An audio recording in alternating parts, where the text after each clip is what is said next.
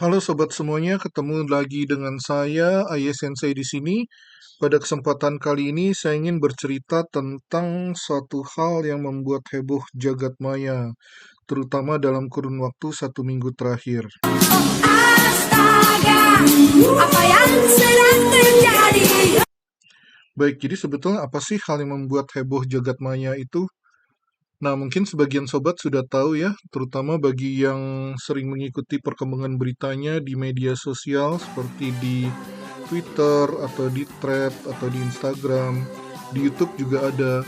Bahkan beritanya sudah mulai masuk ke dalam stasiun televisi nasional begitu. Nah, jadi ada 3 sekawan trio kwek-kwek begitu ya. Namanya Prihantini, Rivaldi Fajar, sama satu orang lagi saya lupa namanya. Jadi mereka ini mencari celah loophole begitu ya untuk mendapatkan travel grant untuk melakukan pelesiran kali ya. Jadi mereka berkeliling dunia dengan dana travel grant. Travel grant itu apa sih? Nah, jadi travel grant itu adalah suatu dukungan akomodasi yang diberikan bagi penyaji makalah untuk melakukan seminar di luar negeri begitu. Nah, masalahnya si trio kwek-kwek ini mereka melakukan presentasi yang ada hubungannya dengan riset medis, padahal latar belakangnya matematik. Ya, sebetulnya sih tidak ada ya yang salah dengan hal itu sebenarnya ya, kalau misalnya datanya adalah data sendiri. Bahkan sih sebenarnya jika datanya bukan data sendiri sekalipun, risetnya masih bisa dibilang sah dan valid begitu ya. Asalkan datanya adalah data yang asli, walaupun data sekunder begitu. Nah, masalahnya mereka ini dicurigai melakukan fabrikasi terhadap data. Jadi perhatikan ya, saya menggunakan kata dicurigai karena belum terbukti sih. Ingat ya, azas praduga tak bersalah. Nah, yang lebih gila lagi, ini mereka memasuki bidang medis yang luar biasa diverse begitu. Jadi bidangnya tuh beragam banget. Jadi ada pulmonologi. Pulmonologi ini apa sih? Pulmonologi ini paru-paru begitu ya. Terus ada neurologi, saraf, onkologi. Onkologi ini adalah kanker.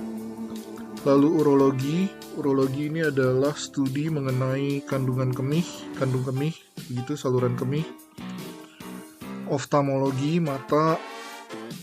Nefrologi, ginjal. Hepatologi, hati. Dan pokoknya banyak banget deh sobat ya. Nah, ini yang 2 terakhir ini kenapa saya warnai dengan warna merah begitu. Nah, ini karena nefrologi dan hepatologi ini merupakan, ya setidaknya di Indonesia sih ya, ini merupakan bidang subspesialisasi begitu sobat ya. Subspesialisasi ini apa sih? Nah, jadi kalau misalnya dokter begitu ya, jadi dokter, kuliah kedokteran, terus habis itu mereka masuk koas, terus habis itu koas kalau dulu tuh namanya PTT begitu ya. Ya pokoknya perjalanan menjadi dokter itu panjang lah. Nah, habis itu mereka mengambil bidang spesialisasi lagi. Jadi ini adalah bidang spesialisasi loh sobat ya. Jadi pulmonologi, neurologi, onkologi, urologi itu spesialisasi. Tapi nefrologi, hepatologi ini adalah bidang subspesialis. Jadi bayangkan, itu perjuangan dari dokter umum sampai subspesialis itu memakan waktu belasan tahun loh. Dan ini mereka ucuk-ucuk gitu ya, masuk itu presentasi. Wah, luar biasa lah. Apalagi dengan data yang dicurigai fabrikasi begitu. Terus kenapa sih mereka bisa lancar jaya, aman, sentosa, damai, bahagia selama kurang lebih 2 tahun begitu? Bahkan ada yang bilang 10 tahun loh. Nah, itu kenapa bisa begitu? Karena ya bidangnya adalah bidang spesialisasi atau bahkan bidang subspesialis. Jadi kalau misal mereka presentasi di bidang pulmonologi nih, lalu minggu depannya mereka presentasi di bidang onkologi, ya mereka nggak akan ketemu. Atau misalnya masuk ke urologi, lalu minggu depan atau bulan depan masuk lagi ke hepatologi. Nah itu mereka pasti nggak akan ketemu lagi dengan orang-orang yang ya presentasi di situ. Jadi peluang untuk dikenali itu ya bisa dibilang hampir nol lah. Jadi misalnya rasanya pernah lihat di mana gitu ya, nggak akan ada cerita seperti itu. Kenapa ya? Karena bidangnya adalah bidang spesialisasi atau bidang subspesialisasi. Tapi ini jangan jadi sumber inspirasi loh sobat ya, nggak baik.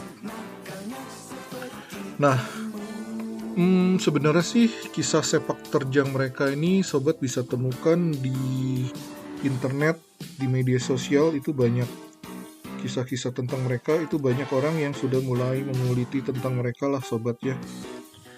Terutama di thread, lalu beritanya di YouTube, bahkan di TV nasional juga sudah ada. Jadi banyak orang yang mencoba menguliti mereka.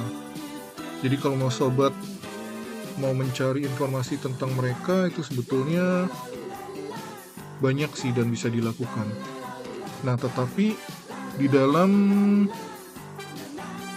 video saya kali ini saya akan mencoba bercerita dari perspektif yang berbeda. Ya, perspektif apa itu? Nah, itu jadi ceritanya modus operandi mereka, sepak terjang mereka itu ternyata sudah tertulis di dalam buku saya yang berjudul Dancing with an NPD.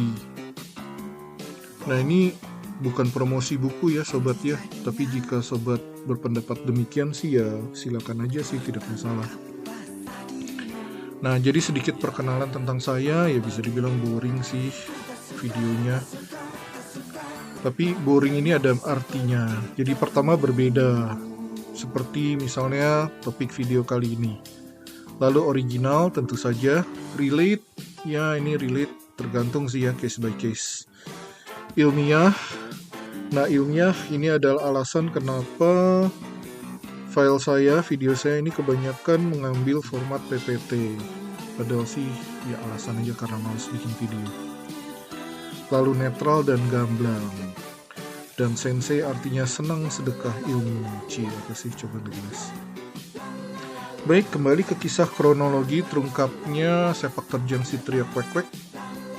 Jadi mulai pada tanggal 18 Mei 2026.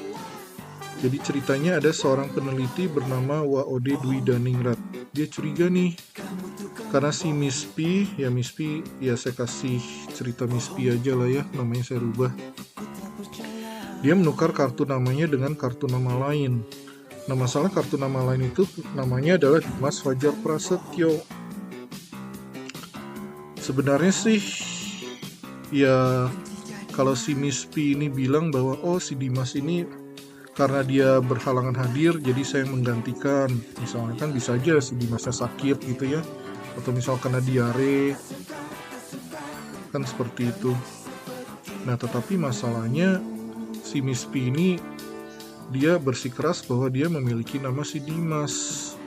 Nah, akhirnya jadinya ketahuan deh. Nah, jadi ketahuannya itu di sebuah forum ilmiah yang namanya ISPPD. Nah, lalu setelahnya ya mulai deh viral kasusnya. Ini kebayang ya, saya sih kebayang kira-kira gimana sih dia cewek ngaku-ngaku sebagai cowok gitu loh. Oke, nah jadi ceritanya di dalam video ini akan banyak screenshot dari halaman-halaman di dalam buku saya. Jadi mungkin kalau terlalu cepat ya sobat dipersilahkan untuk mempost video ini kapan saja manakala diperlukan gitu ya. Nah, kembali lagi ke kisah Miss P, ya untung cewek ya. Jadi bisa ditulis sebagai Miss P. Kalau cowok kan Mr. P. Ya kesannya jadi gimana gitu ya, konotasinya jadi nggak baik ya. Ini kita ngomongin kacang kan ya. Baik. Nah, tadi sudah disebutkan ya, saya sudah bilang bahwa sepak terjang si Miss P ini, si trio Kwek-Kwek ini ternyata ada di dalam buku saya. Apakah itu kebetulan kah atau bukan? Nanti akan kita lihat bersama ya. Nah, jadi kembali lagi buku saya itu judulnya adalah Dancing with an NPD. Dancing with an NPD adalah suatu atau sebuah buku psikologi populer. Psikologi populer ini ya bukan berarti buku psikologi yang populer sih, enggak sih. Jadi buku saya ini sebetulnya ya dibilang terkenal, enggak terkenal sih. Dibilang enggak terkenal ya lumayan lah, penjualannya ya 100 eksemplar adalah. Nah, jadi buku Dancing with an NPD ini disebut sebagai buku hibrida dengan unsur sastra modern. Jadi unsur sastra modern itu ada double entendre, ada metafiction, ada semantic layering, dan lain-lain. Nah, jadi ini sebetulnya buku fiksi atau buku sastra sih? Ya, bisa dibilang bahwa ini sebetulnya adalah ya itu tadi buku hibrida. Jadi dasarnya adalah buku psikologi tapi dengan banyak elemen sastra modern.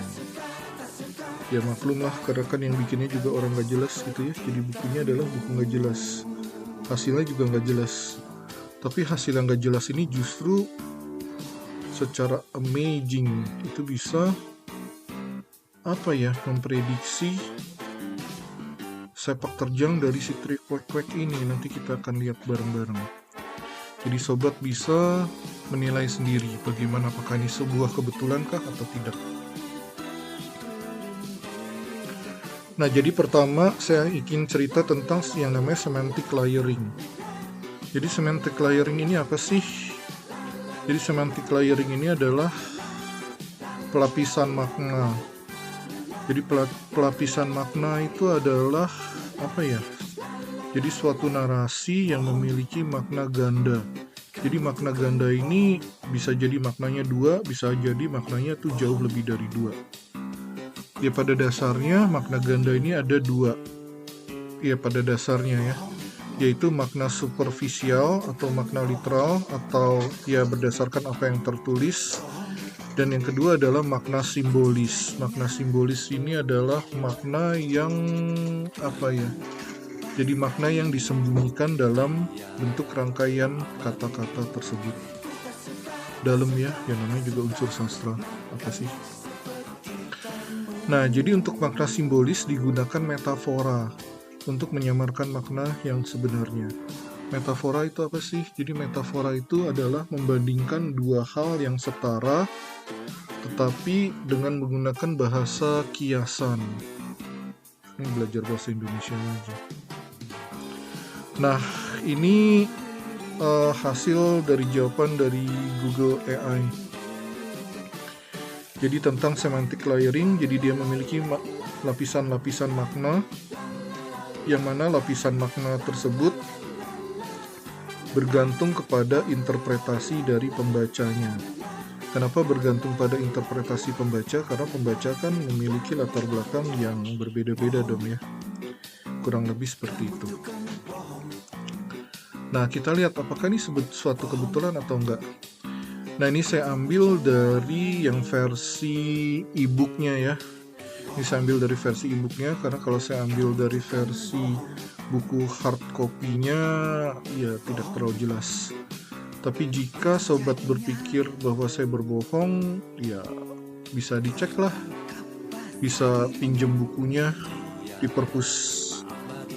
Perpusnas kayaknya nggak ada sih, tapi di Perpusda beberapa perpustakaan daerah ada. Lalu bisa juga dibaca secara online kok. Itu kan bisa dilihat tanggal uploadnya kapan. Baik, kita lihat di halaman 136.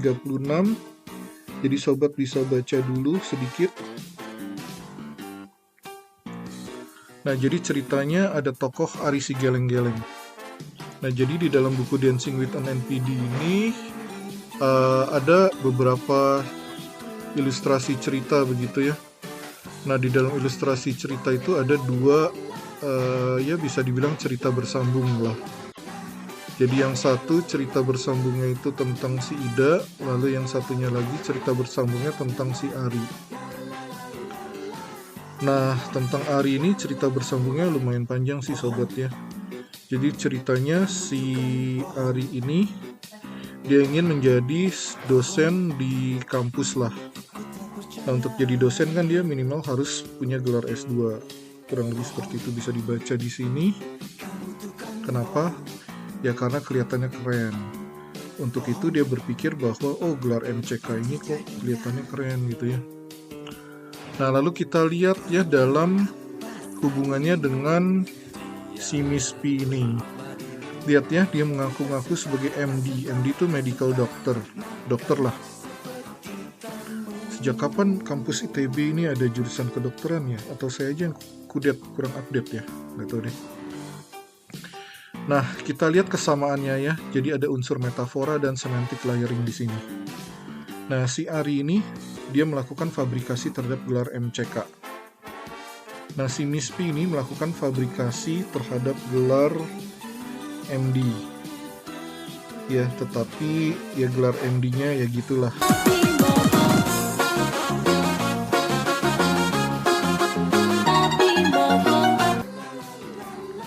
Baik, kita lanjut. Nah, di sini ada banyak ya. Jadi mengaku-ngaku sebagai representatif dari Universitas Papua Nugini. Wah, luar biasa. Papua Nugini ini apa? Irian Timur ya? Ya pokoknya gitulah. Nah, bahkan dia juga mengaku sebagai peneliti yang terafiliasi dari Department of Liver Transplant Surgery. Jadi Departemen Transplantasi Hati di UNY, yang mana UNY sudah melakukan klarifikasi bahwa departemen ini tidak ada. Nah, baik, selanjutnya adalah kita lihat lagi dalam ceritanya masih halaman 136. Nah, kita lihat bahwa si Ari ini memanfaatkan jasa seorang mahasiswa untuk menjadi ghostwriter. Untuk apa? Untuk menulis sebuah buku yang berjudul Otomata gitulah. Nah, kemudian buku Otomata yang sudah jadi itu lalu dibawa pergi ke toko Gramedia, lalu ya dia ngambil foto di situlah. Nah, mari kita lihat korelasinya dengan kasus si trio kwek-kwek ini. Nah, kita lihat untuk kasus Ari, dia menggunakan jasa ghostwriter untuk membuat buku. Nah, untuk Miss P ini diduga menggunakan jasa AI untuk membuat makalah seminar. Nah, terus tekniknya fabrication of authority. Nah, dalam kasus si Ari, dia berfoto di depan atau di dalam toko Gramedia. Tujuannya apa? Untuk memperkuat dan membangun otoritas. Nah, si Miss P ini juga sama. Jadi dia berfoto di lokasi seminar. Dia tidak hanya berfoto sih, tapi memajang fotonya di lokasi seminar untuk memperkuat dan membangun otoritas. Ya, sampai di sini sobat bisa lihat ya, sudah ada 3 kebetulan. Nah, selanjutnya masih di halaman 136. Jadi ceritanya kan si Ari ini kan dia pengen melamar menjadi dosen di sebuah kampus gitu ya. Nah, nama kampusnya seru loh. Jadi apa nama kampusnya bisa dibaca di buku saya ya. Ada versi gratisan kok. Nah, jadi si dekan ini curiga ya, kenapa kok nama kampusnya aneh gitu ya. Kampusnya aneh, gelarnya aneh. Lalu ceritanya si dekan bertanya tentang gelar dan kampus si Ari ini. Nah, tetapi si Ari ini malah bersikap defensif. Nah, defensifnya ofensif pula. Jadi si Ari ini bertanya balik ke dekan yang mewawancarainya. Nah, Pak Dekan udah bikin buku berapa banyak? Udah disitasi berapa banyak gitu ya. Nah, kita lihat hubungannya dengan kasus si trio kwek-kwek ini. Jadi ini termasuk teknik red herring atau mengalihkan topik pembicaraan. Ya, lebih tepatnya dia tekniknya disebut changing the rules. Nah, kita lihat untuk kasus Ari, jadi ketika dia ketika dia dikonfrontasi, Jadi alih-alih dia menjelaskan, dia malah mengalihkan masalahnya dengan bertanya. Pak Dekan ini sudah menerbitkan berapa banyak buku, udah disitasi berapa banyak gitu ya.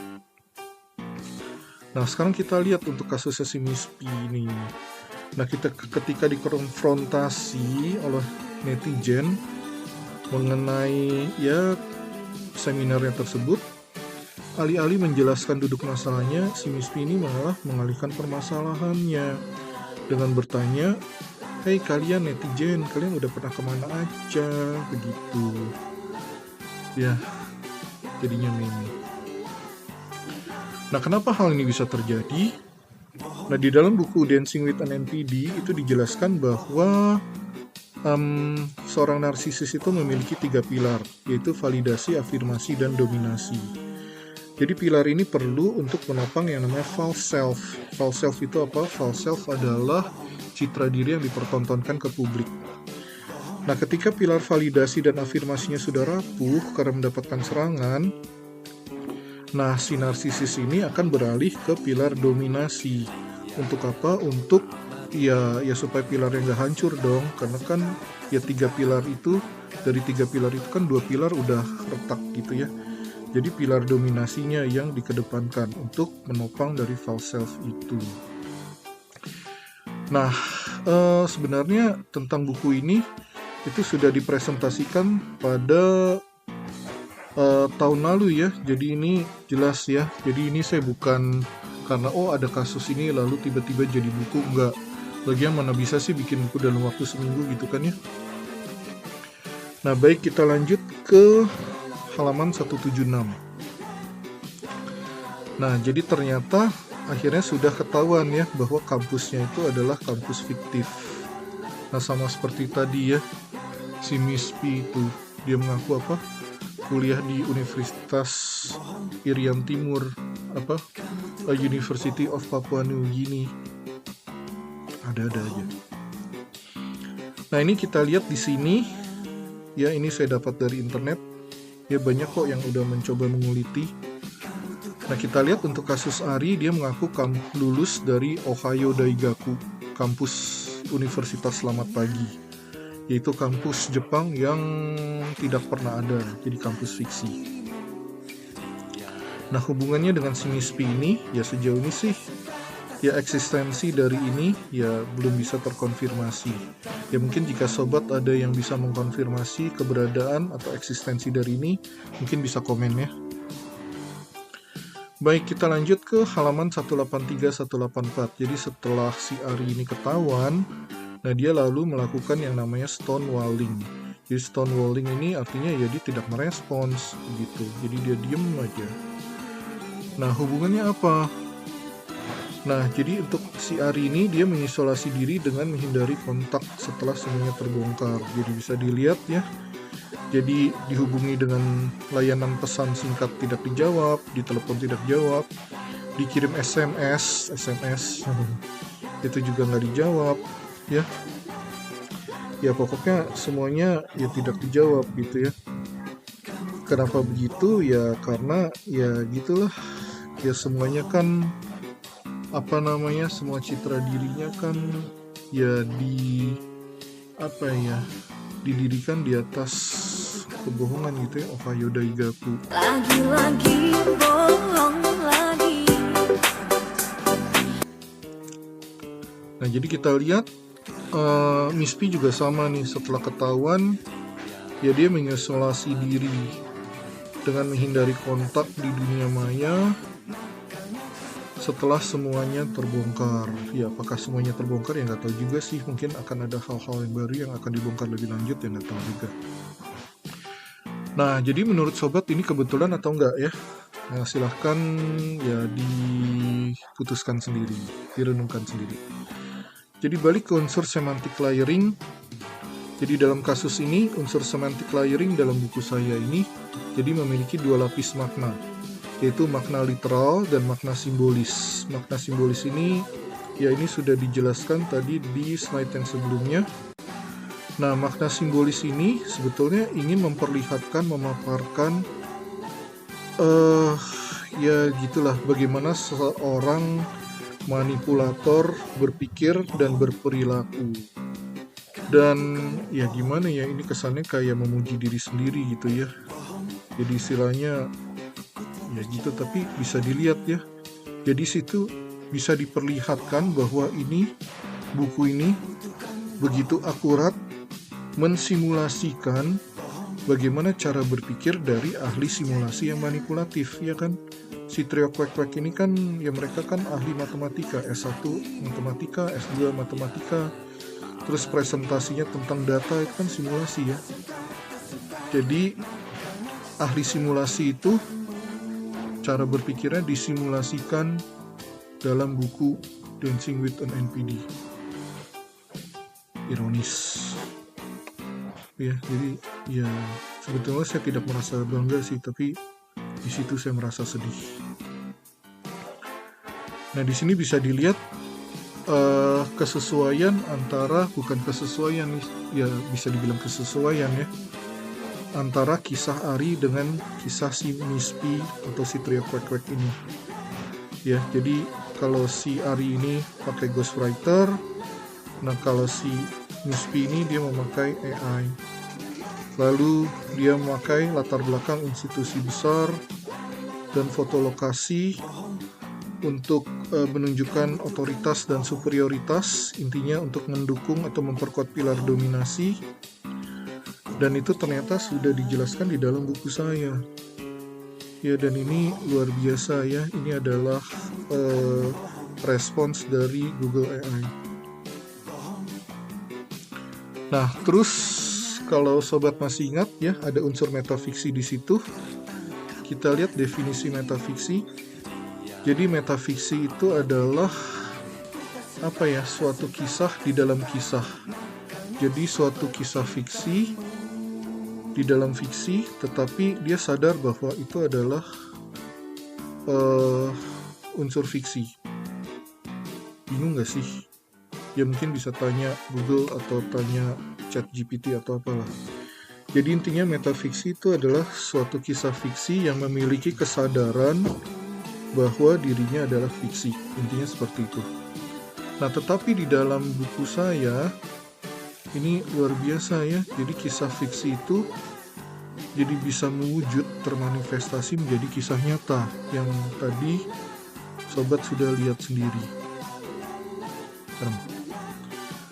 Nah, sebenarnya apa sih pelajaran yang bisa dipetik dari kisah si trio kwek-kwek ini? Nah, kita bisa lihat bahwa ketika segala sesuatu tampak begitu sempurna, maka sudah saatnya kita curiga. Jadi bayangin ya, jadi ada seorang ahli, atau setidaknya seseorang yang terlihat ahli, lalu mereka bisa presentasi di bidang oftalmologi, bisa presentasi di bidang pulmonologi, di onkologi, lalu di bidang nefrologi, di bidang hepatologi, dan ya pokoknya macam-macam lah. Nah, itu ya sempurna banget kan ya. Ini seperti lagu gitu ya, sempurna, ya sudah saatnya kita curiga. Intinya ya jangan terlalu percaya dengan apa yang dilihat di medsos lah, karena fungsi dari medsos sudah berubah selama 2 dekade ini. Nah, fungsi medsos itu apa? Bisa dilihat di dalam buku saya. Nah, kembali lagi ya, dari tadi itu kan saya cerita bahwa si Mispi ini dihubung-hubungkan dengan yang ada di dalam buku saya gitu ya, bukunya tentang NPD lagi. Jadi simpelnya mereka ini NPD nggak sih? Ya, saya sih nggak bilang mereka NPD sih. Ya kan, karena diagnosis NPD itu kan harus dilakukan oleh seorang ahli yang kompeten, dan itu pun nggak memakan waktu sebentar ya, butuh waktu yang cukup lama untuk melakukan assessment, evaluasi seperti itu kan. Nah, tetapi begini, saya hanya menunjukkan ciri-cirinya gitu loh. Saya menunjukkan cirinya dan contohnya. Ya kan di dalam buku saya kan ada ciri-cirinya. Nah, terus kan contohnya ya di dalam ya perilaku mereka gitu kan. Jadi misalkan ada orang dengan ciri-ciri seperti ini ya, mudah lelah, mudah haus, sering buang air kecil, pandangan kabur. Ya itu kan ya kita bisa bilang bahwa itu ciri-ciri diabetes ya. Nah, tetapi vonis bahwa orang ini menderita diabetes, ya memang harus diberikan oleh orang yang kompeten di bidangnya. Seperti itu. Nah, masalahnya kan untuk orang awam kan kita hanya bicara tentang peluang ya. Jadi semakin banyak ciri yang mencocok, nah peluang diabetes, ini kita bicara diabetes, ya peluang diabetes akan semakin tinggi. Nah, namun diagnosis tetap berada di kalangan profesional medis. NPD juga begitu sih, sama. Nah, tetapi ya kita lihat ini di dalam buku saya, jadi diagnosis harus ditegakkan oleh kalangan profesional. Tetapi bagaimanapun, ya diagnosis itu sendiri penuh dengan tantangan. Kenapa?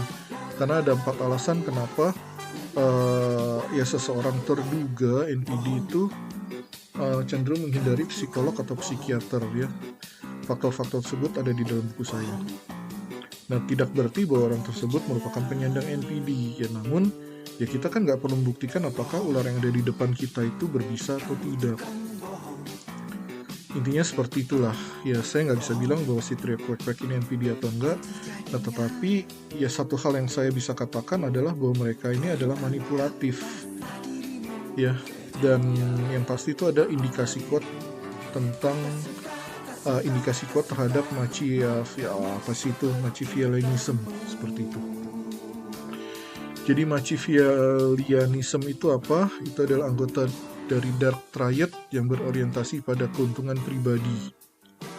Jadi untuk mencapai keuntungan pribadinya itu, jadi seseorang dengan Machiavellianism itu akan melakukan hal-hal atau perbuatan yang manipulatif, licik, dan menghalalkan segala cara demi tercapainya tujuan pribadi.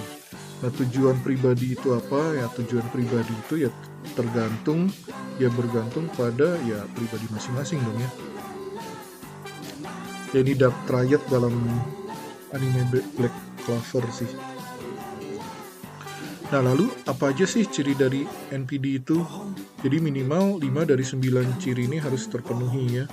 Jadi yang pertama, merasa dirinya superior, memiliki fantasi akan harta, kekuasaan, kenalan, ya kecerdasan, ketampanan.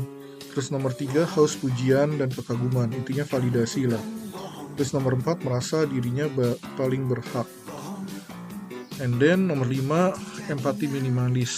Nomor 6, manipulatif. Nomor 7, mudah iri dengan pencapaian orang. Terus nomor 8, arogan, sombong, congkak. Terus nomor 9, memiliki konsep harga diri dan citra diri yang rapuh.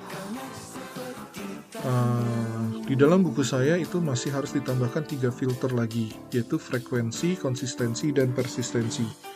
Frekuensi itu masalah seberapa sering. Terus kalau konsistensi itu bicara tentang seberapa stabil ciri tersebut terlihat ketika berinteraksi dengan orang-orang yang berbeda. Yang ketiga itu adalah persistensi, seberapa teguh ciri tersebut ditunjukkan atau ditampilkan secara konstan dalam dalam waktu yang cukup lama. Jadi bisa bulanan, tahunan, bahkan ada yang sampai puluhan tahun loh. Nah, kabar buruknya, media sosial memiliki korelasi positif terhadap naiknya prevalensi NPD.